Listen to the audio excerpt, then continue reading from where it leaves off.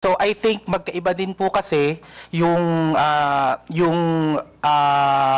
sukatan sa public official and also private citizen. So I think it's important for us to understand the difference of and the limitation doon sa public official and sa private citizen. And I agree po.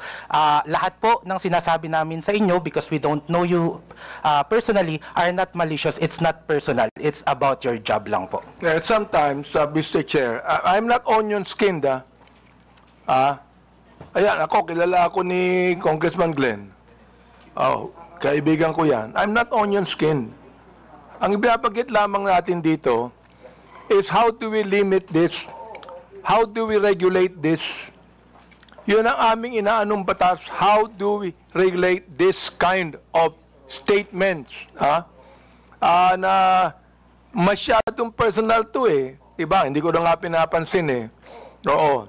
Kung hindi lang binigay sa akin itong mga bagay na sinabi eh, makikita ko ba to? Hindi ko nakita to eh, Miss Joey Cruz eh. I don't even care about that anymore. Hindi ako apektado dito eh. Di ba?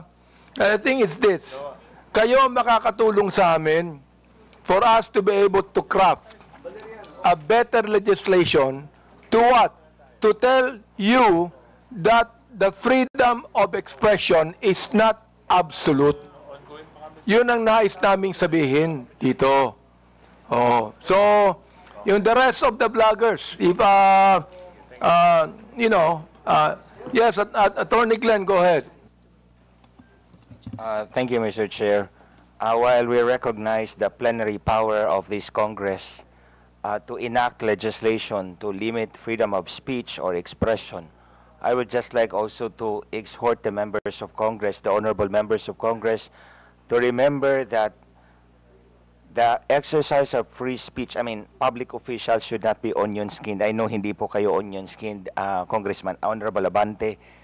Public officials should not be onion-skinned, and that free speech serves as a scalpel that removes the abscesses of officialdom. I quote the jurisprudence. I mean, it's a landmark decision of the Supreme Court. So we have to make a tight balance between limiting the freedom of speech and, of course, when it comes to public acts of public officials. Yun na po, Mr. Chair. May we hear the others, Mr. Chair?